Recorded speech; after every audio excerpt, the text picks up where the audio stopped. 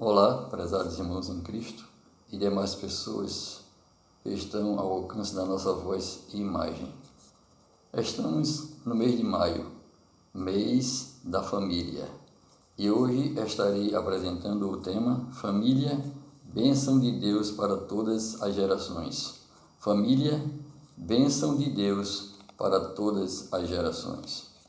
Além de Gênesis capítulo 12, de 1 a 3, estarei utilizando outros textos bíblicos de acordo com a necessidade durante esta reflexão. A família é uma instituição divina e, como tal, fator indispensável para a sobrevivência do ser humano como grupo social. Conforme o texto bíblico em referência, após ordenar a Abrão que saísse de Ur dos Caldeus e fosse para a terra de Canaã, o Senhor Deus lhe disse: de ti farei uma grande nação, e te abençoarei, e engrandecerei o teu nome. Sê tu uma bênção. Disse mais o Senhor a Abrão: e em ti serão benditas todas as famílias da terra. Ou seja, este texto já apontava para Jesus Cristo, descendente de Abraão, como a grande bênção e esperança para todas as famílias da terra. Tão importante foi a atuação de Abraão no plano divino para com as famílias da terra, que Paulo declarou: ora, tendo a Escritura previsto que Deus justificaria pela fé os gentios, preanunciou o Evangelho a Abraão, dizendo: em ti serão abençoados todos os povos, de modo que os da fé serão abençoados com o crente Abraão. Gálatas capítulo 3, versículos 8 e 9. A expressão em ti, em Gênesis capítulo 12, versículo 3, significa junto com Abraão, da mesma forma que Abraão. Então, do mesmo modo que Abraão, todas as famílias da terra seriam abençoadas por Deus através da fé. Além de Abraão, outros servos de Deus, como Moisés e Josué, participaram da consolidação moral e espiritual do povo de Deus. Assim, com Deus na família, as nações serão abençoadas. Com Deus na família, as nações serão abençoadas. Em Josué capítulo 24, versículo 14, está escrito: agora, pois, temei ao Senhor e servi-o com integridade e com fidelidade. Deitai fora os deuses aos quais serviram vossos pais, da além do Eufrates e no Egito, e servi ao Senhor.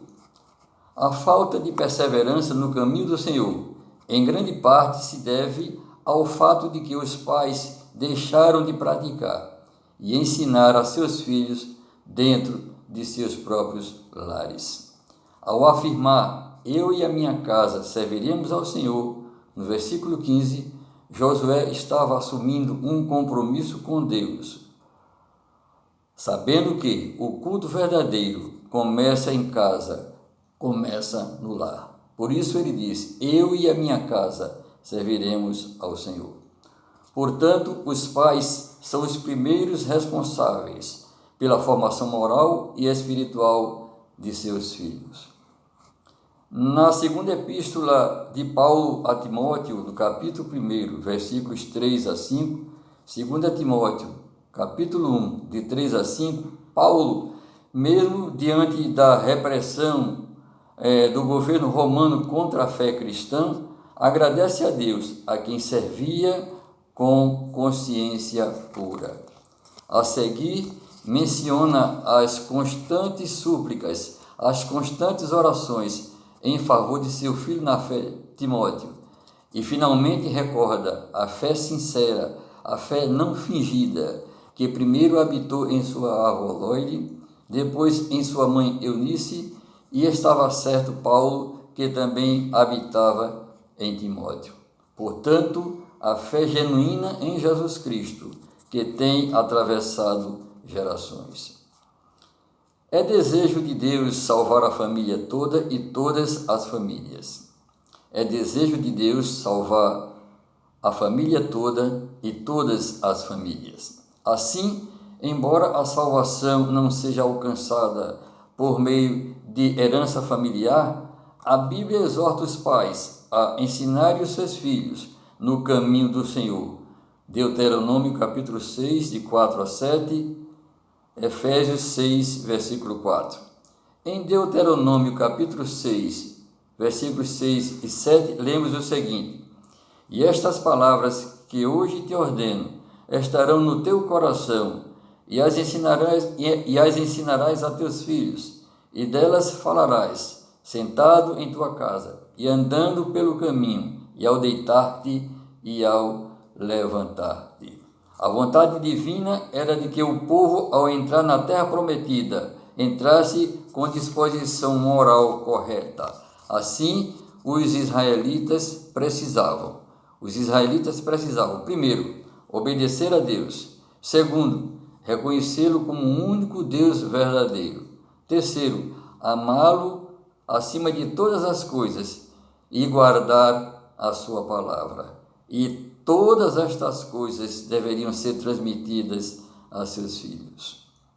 O pastor Júlio Oliveira Sanches ensina o seguinte: Pastor Júlio Oliveira Sanches: para levar os filhos a Cristo, os pais precisam conhecer o Salvador, manter com ele um relacionamento que possa ser observado por seus filhos.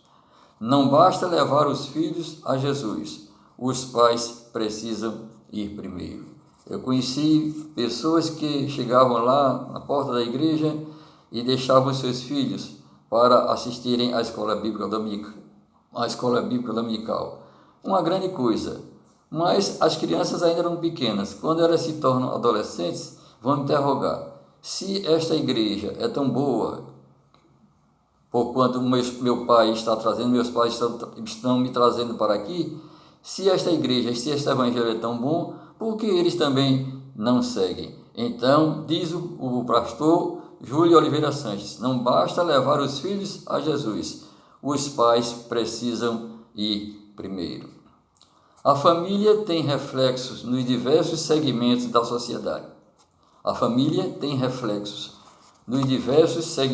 sociedade. Assim, o Estado, a escola e a igreja não poderão suprir todas as lacunas deixadas pela família. O Estado, a escola e a igreja. Assim, o Estado, a escola e a igreja não poderão suprir todas as lacunas deixadas pela família. E a palavra de Deus diz: ensina a criança no caminho em que deve andar, e até quando envelhecer, isto é, até no final da sua vida, não se desviará dele. O pastor e psicólogo Manuel Nascimento Pereira de Souza declara o seguinte: os problemas da família afetam a igreja, e a verdade mais contundente é que uma igreja não pode ser forte se as famílias que a compõem são fracas e desajustadas moral, emocional e espiritualmente.